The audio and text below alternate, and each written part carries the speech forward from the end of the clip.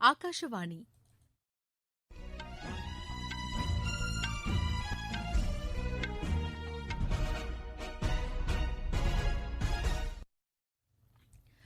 செய்திகள் வாசிப்பவர் மிருதுளா. தலைப்புச் செய்திகள்: நீடித்த வளர்ச்சிக்கான திட்டங்கள் வகுக்கப்பட வேண்டியதன் அவசியம் குறித்து குடியரசு துணைத் தலைவர் திரு வெங்கையா நாயுடு வலியுறுத்தியுள்ளார். 5 மாநில சட்டப்பேரவைத் தேர்தல் முடிவுகள் வெளியாகும் மே 2ஆம் தேதியும் அதற்கு பின்பும் வெற்றிப் பேரணிகளுக்கு தேர்தல் ஆணையம் தடை விதித்துள்ளது. மேற்கு வங்கத்தில் 8வது மற்றும் இறுதிக்கட்டமாக 35 தொகுதிகளுக்கு நாளை மறுநாள் வாக்குப்பதிவு நடைபெறவுள்ளது. தமிழக சட்டப்பேரவைத் தேர்தல் வாக்கு எண்ணிக்கை திட்டமிட்டபடி மே 2ஆம் தேதி நடைபெறும் என்று மாநில தலைமை தேர்தல் அதிகாரி திரு சத்யபிரதா சாஹூ தெரிவித்துள்ளார். IPL கிரிக்கெட் போட்டியில் அகமதாபாத்தில் இன்று நடைபெறும் ஆட்டத்தில் தில்லி அணி பெங்களூரு அணியை எதிர்கொள்கிறது. இனி விரிவான செய்திகள்.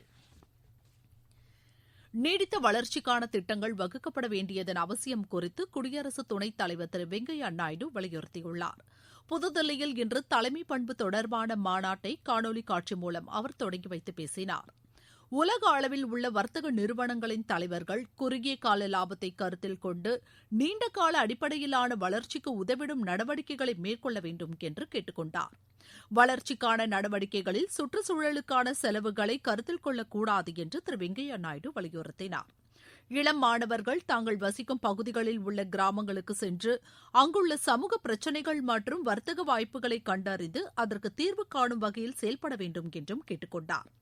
புவி வெப்பநிலை, இயற்கை பேரிடர் போன்ற காரணங்களால் வர்த்தகம் பாதிக்கப்படுவதையும் கருத்தில் கொள்ள வேண்டும் என்றும் தெரிவித்துள்ளார். தமிழகம் உட்பட 5 மாநில சட்டப்பேரவைத் தேர்தல் முடிவுகள் வெளியாகும் மே 2ஆம் தேதியும் அதற்கு பின்பும் வெற்றி கொண்டாட்டங்கள் நடத்த தேர்தல் ஆணையம் தடை விதித்துள்ளது. தமிழகம், புதுவை, கேரளா, மேற்கு வங்கம், அசாம் ஆகிய சட்டப்பேரவைகளுக்கான தேர்தலில் பதிவான வாக்குகள் வரும் மே 2ஆம் தேதி எண்ணப்பட உள்ளன. கோவிட் நெறிமுறைகள் காரணமாக முடிவுகள் வெளிவர காலதாமதமாகலாம் என்றும் எதிர்பார்க்கப்படுகிறது. கோவிட் தொற்றின் தாக்கம் நாடு முழுவதும் மிக அதிகமாக இருக்கும் தற்போதைய சூழலில் தேர்தல் ஆணையம் வெற்றி கொண்டாட்டங்களுக்கு தடை விதித்துள்ளது.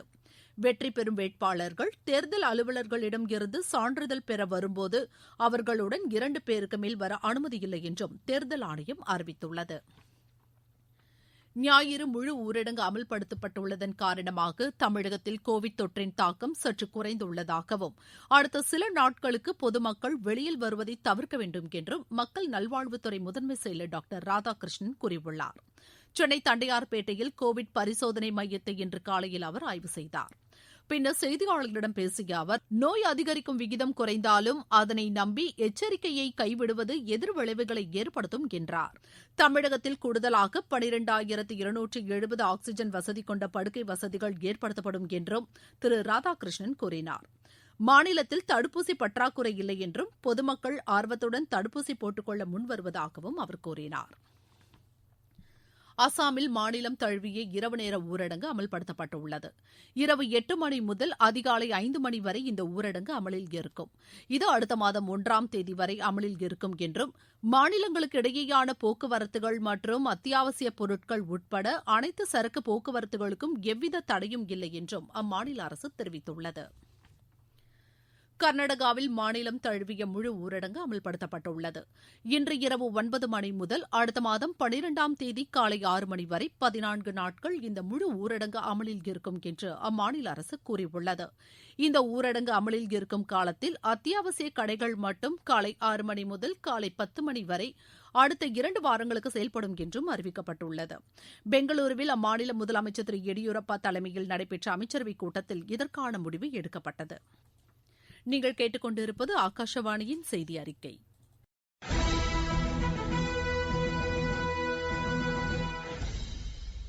கோவிட்-19 ஒழிப்போம், தடுப்பூசிக்கு தயாராவோம். கோவிட்-19க்கான தடுப்பூசி பாதுகாப்பானது. இதனை பெறுவதற்கு கோவின் இணையதளத்தில் புகைப்படத்துடன் கூடிய அடையாள ஆவணத்துடன் பதிவு செய்ய வேண்டும். உங்கள் கைபேசி செயலிக்கு வரும் தேதியில் சம்பந்தப்பட்ட மையத்திற்கு சென்று தடுப்பூசி போட்டுக் கொள்ள வேண்டும். தடுப்பூசி போட்டவுடன் 1/2 மணி நேரம் கண்காணிப்பு மையத்தில் அமர்ந்திருக்க வேண்டும். 2ஆம் சுற்று தடுப்பூசியையும் அதற்கான தேதியில் தவறாமல் போட்டுக் கொள்ள வேண்டும். நம் நலன் காத்து நாட்டு நலனை உறுதி செய்வோம்.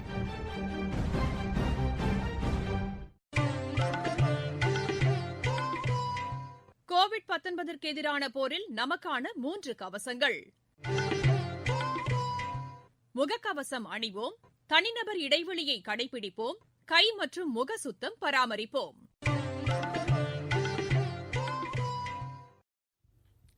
மேற்கு வங்கத்தில் 8வது மற்றும் இறுதிக்கட்டமாக 35 சட்டப்பேரவை தொகுதிகளுக்கு நாளை மறுநாள் வாக்குப்பதிவு நடைபெறவுள்ளது. 4 மாவட்டங்களைச் சேர்ந்த இந்த சட்டப்பேரவை தொகுதிகளில் 35 பெண் வேட்பாளர்கள் உட்பட மொத்தம் 283 வேட்பாளர்கள் போட்டியிடுகின்றனர். இந்த தேர்தலில் 84 லட்சத்திற்கும் அதிகமான வாக்காளர்கள் தங்களது வாக்குரிமையை செலுத்தவுள்ளனர். இதனிடையே சீதல்குரிச்சி சட்டப்பேரவை தொகுதிக்கு உட்பட்ட கூச்பெகரில் உள்ள 126வது வாக்குச்சாவடியில் மறுவாக்குப்பதிவும் அன்றைய தினமே நடைபெறுகிறது. சாம்சர்கஞ்ச் மற்றும் ஜாங்கிப்பூர் ஆகிய 2 தொகுதிகளில் கடந்த 19ஆம் தேதி நடைபெறுவதாக இருந்த வாக்குப்பதிவு அடுத்த மாதம் 16ஆம் தேதி நடைபெறும் என்று தேர்தல் ஆணையம் தெரிவித்துள்ளது. இத்தொகுதியில் போட்டியிட்ட வேட்பாளர்கள் உயிரிழந்ததை அடுத்து அங்கு தேர்தல் ஒத்திவைக்கப்பட்டது குறிப்பிடத்தக்கது. இந்நிலையில் 8வது மற்றும் இறுதிக்கட்ட வாக்குப்பதிவிற்கு தேவையான அனைத்து முன்னேற்பாட்டு பணிகளையும் தேர்தல் ஆணையம் முழுவீச்சில் மேற்கொண்டு வருகிறது. தமிழக சட்டப்பேரவை தேர்தல் வாக்கு எண்ணிக்கை திட்டமிட்டபடி மே 2ஆம் தேதி நடைபெறும் என்று தமிழக தலைமை தேர்தல் அதிகாரி திரு சத்யபிரதா சாஹூ தெரிவித்துள்ளார். சென்னையில் இன்று செய்தியாளர்களிடம் பேசிய அவர், வாக்கு எண்ணும் அலுவலர்கள் மற்றும் முகவர்கள் கட்டாயம் COVID-19 பரிசோதனை செய்து கொள்ள வேண்டும் என்று அறிவுறுத்தப்பட்டுள்ளதாக தெரிவித்தார். உயர்நீதிமன்ற அறிவுறுத்தலின்படி மே 1, 2 தேதிகளில் முழு ஊரடங்கு நடைமுறைப்படுத்துவது குறித்தும் ஆலோசிக்கப்பட்டு வருவதாகவும் அவர் கூறினார். வாக்கு எண்ணும் மையங்களில் செய்யப்பட்டுள்ள COVID-19 பாதுகாப்பு ஏற்பாடுகள் குறித்து சென்னை உயர்நீதிமன்றத்தில் தெரிவிக்கப்படும் என்றும் திரு சத்யபிரதா சாஹூ கூறினார். நாடு முழுவதும் ஆக்ஸிஜன் தேவையை பூர்த்தி செய்யும் வகையில் அதன் சீரான விநியோகத்திற்கான பல்வேறு நடவடிக்கைகளை மத்திய அரசு மேற்கொண்டு வருகிறது. ஆக்ஸிஜன் பற்றாக்குறை உள்ள மாநிலங்களில் வெளிநாடுகளிலிருந்து இறக்குமதி செய்யப்பட்ட கிரையோஜெனிக் டேங்கர்களை மத்திய அரசு ஒதுக்கீடு செய்துள்ளது. ஆக்ஸிஜன் தேவையை பூர்த்தி செய்யும் வகையில் தற்காலிக கோவிட் சிகிச்சை மையங்களை அமைக்கவும் பல்வேறு நடவடிக்கைகள் எடுக்கப்பட்டு வருவதாக மத்திய அரசு கூறியுள்ளது. இதனிடையே பிரிட்டனிலிருந்து வெண்டிலேட்டர்கள் உட்பட உயிர்காக்கும் மருத்துவ உபகரணங்கள் இன்று இந்தியா வந்தடைந்தது. ஆக்ஸிஜன் உற்பத்தி செய்யும் கட்டமைப்புகளை உருவாக்க தேசிய உர நிறுவனம் முடிவு செய்துள்ளது. இதன்படி நொய்டா, லக்னோ, கோரக்பூர் மற்றும் போபால் ஆகிய இடங்களில் உள்ள அரசு மருத்துவமனைகளில் இந்த ஆக்ஸிஜன் உற்பத்தி மையங்கள் நிறுவப்பட உள்ளது. இந்த 4 மையங்களும் நாள்தோறும் தலா 70 சிலிண்டர் உற்பத்தி செய்யும் திறன் கொண்டதாக அமைக்கப்படும். நாடு முழுவதும் கோவிட் தொற்று அதிகரித்து வரும் நிலையில் நோயாளிகளுக்கு சிகிச்சை அளிக்க ஏதுவாக ரயில் பெட்டிகளில் படுக்கை வசதிகளை உருவாக்கி மாநிலங்களுக்கு வழங்க ரயில்வே அமைச்சகம் நடவடிக்கை மேற்கொண்டு வருகிறது. இதற்கென 4000 ரயில் பெட்டிகளில் பிரத்யேக மாற்றங்கள் செய்யப்பட்டுள்ளன. இதில் தனிமைப்படுத்துவதற்கான வசதிகளும் 64,000 படுக்கை வசதிகளும் உள்ளன. தருமபுரி மாவட்டத்தில் COVID-19 தடுப்பூசி செலுத்திக் கொண்ட பயனாளிகள் தங்களுக்கு உடல்நலக்குறைவு ஏதும் ஏற்படவில்லை என்று எமது செய்தியாளரிடம் தெரிவித்தனர். நான் அன்பு, தருமபுரி மாவட்டம், தருமபுரி நகரத்தில் வசித்து வருகிறேன். 2 தவணைகளும் தடுப்பூசி போட்டுக்கொண்டேன். நலமாக இருக்கிறேன். அனைவரும் தடுப்பூசி போட்டுக்கொள்ளலாம். என் பேர் பரிமலா. நாங்கள் பாப்பார்பட்டி பெண்ணாகரம் தாலுக்கா, தருமபுரி டிஸ்ட்ரிக்ட். நாங்கள் கொரோனா ஊசி போட்டுக்கணும். எந்த ஒரு இதுவும் வரல. நல்லா இருக்கிறோம். அடுத்த ஊசிக்காக வெயிட் பண்ணுறோம். கொல்கத்தா உயர்நீதிமன்றத்தின் தலைமை நீதிபதியாக திரு ராஜேஷ் பிந்தால் நியமிக்கப்பட்டுள்ளார். இதற்கான உத்தரவை குடியரசுத் தலைவர் திரு ராம்நாத் கோவிந்த் பிறப்பித்துள்ளார். IPL கிரிக்கெட் போட்டியில் இன்று நடைபெறவுள்ள ஆட்டத்தில் தில்லி, பெங்களூரு அணிகள் மோதுகின்றன. அகமதாபாத்தில் இன்னும் சற்று நேரத்தில் தொடங்கவுள்ள இப்போட்டியில் டாஸ் வென்ற தில்லி அணி முதலில் பந்து வீச தீர்மானித்துள்ளது. மீண்டும் தலைப்புச் செய்திகள். நீடித்த வளர்ச்சிக்கான திட்டங்கள் வகுக்கப்பட வேண்டியதன் அவசியம் குறித்து குடியரசு துணைத் தலைவர் திரு வெங்கையா நாயுடு வலியுறுத்தியுள்ளார். 5 மாநில சட்டப்பேரவைத் தேர்தல் முடிவுகள் வெளியாகும் மே 2ஆம் தேதியும் அதற்கு பின்பும் வெற்றி பேரணிகளுக்கு தேர்தல் ஆணையம் தடை விதித்துள்ளது.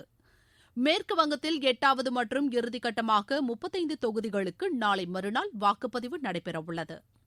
தமிழக சட்டப்பேரவைத் தேர்தல் வாக்கு எண்ணிக்கை திட்டமிட்டபடி மே 2ஆம் தேதி நடைபெறும் என்று மாநில தலைமை தேர்தல் அதிகாரி திரு சத்யபிரதா சாஹூ தெரிவித்துள்ளார்.